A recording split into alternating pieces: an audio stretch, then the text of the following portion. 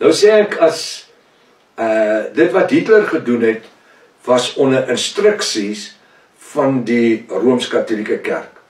So ek gesê het, Hitler, Franco, Mussolini en Hitler, Franco, Mussolini, wat is die ander ou se naam? Was almal, ek sal nou op die ander ou se naam kom, was almal Jesuïte orde priesters gewees, wat gefunksioneer het binne die Rooms-Katholieke Kerk.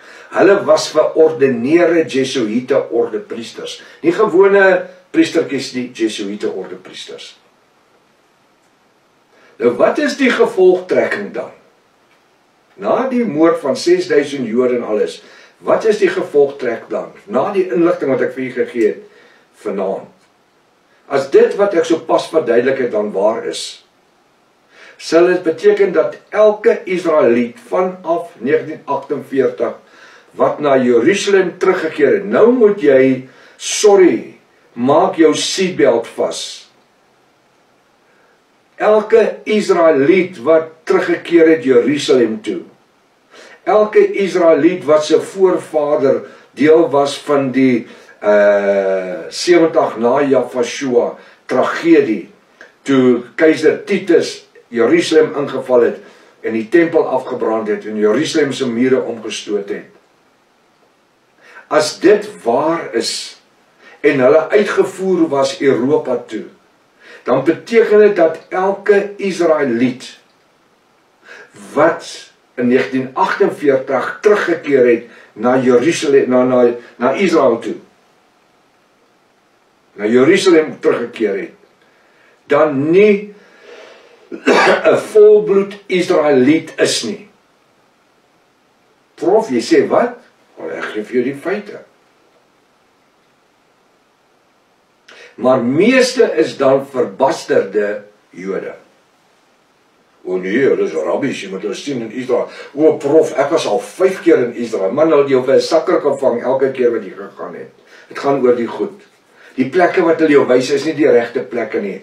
Daai plekke wat hulle jou gaan wys, die graf van Jafashua, die graf van Jesus en al daai goed is 50 meter onder die grond.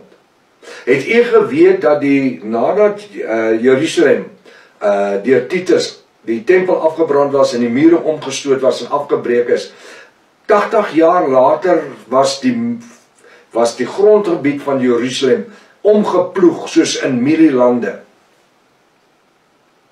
Hulle het dit gebruik om te plant. Want daar het ander nasies ingetrek. Ons gaan later oor hierdie ander nasies praat wat ingetrek het. En van hierdie nasies noem hulle self Palestynë. En daar was niks gewees nie. Van die goed is opgebou mettertyd. So die goed wat hulle jou gaan wys in Jerusalem is onder die grond, 50 meter, 70 meter, oor 2000 jaar. Gaan kyk net na sekere grondgebiede in 50 jaar. Hoe groei daai plekke toe? Kan jy dink wat in 2000 jaar se tyd gebeur het? And then we are going to the holy city. The holy city.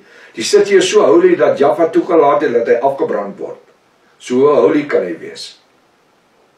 Jy sien, en dan kyk na jou toerleiers en jou ouens in Jerusalem. Die pelgrims wat gaan en die mense wat elke jaar gaan. Dis geld maak, is dit om moslims. Hulle vang julle vir 'n sakker elke keer dat julle gaan. Hulle eet julle geld. Maar dis 'n ondervinding. Ondervinding wat? 'n Ondervinding wat? 'n klomp leuns. Daar's van hierdie spookpredikers en pastore en ouens wat lewe uit hulle toere uit Israel toe. En hulle weet, hulle vang mense vir 'n sakker elke keer as hulle gaan. Maar nou ja, dis vir u om te besluit, ek gaan nie vir u, ek gee vir u net feite, u doen met dit wat u wil. Ja, nou weet ek maak dalk weer 'n vyand of twee, maar laat dit so wees. Ek kan nie ongelukkig stil bly as ek weet wat aan die gang is nie. Dan is ek mos 'n hipokrit. So wat sê ek vir u? Meeste van, ek sê nie almal nie, meeste van die Jode wat teruggekeer het na Jerusalem toe, na Israel, die landgebied van Israel in 1948, is dan wat? Hulle is verbasterde Jode. Hulle is nie Israeliete nie.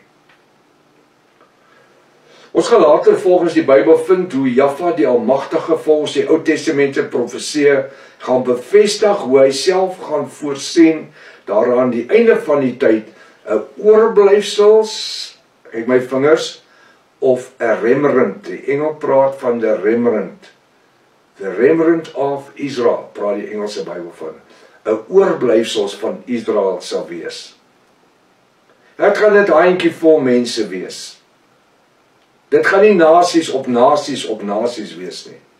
Dit gaan nie duisende op duisende wees nie. Daar waar Jahwe in Openbaring 19 vers 11, ek dink aan die skrifgedeeltes, op die wit perd verskyn. Met 'n ontelbare skare op wit perde. Dis die bruid wat saam met hom kom. Want dis die bruid wat by die einde van Openbaring 3 vers 22, jy kan gaan lees. Dis die 7de kerktydperk of gemeente tydperk. Wanneer hy tot sy einde kom, was wanneer dis mos nou, ons lewe in die 7de genade tydperk. Die tyd van Laodicense. Die tyd waar hy sê, was jy koud of warm? Openbaring 3 vers 14, waar hy sê, 17. Was jy koud of warm? Omdat jy lou is, gaan jy uit my mond uitspoeg. Openbaring 3 vers 14. Was jy koud of warm omdat jy lou is? Dis die godsdienstige toestand vandag in die wêreld. You need to look holy, you don't need to be holy.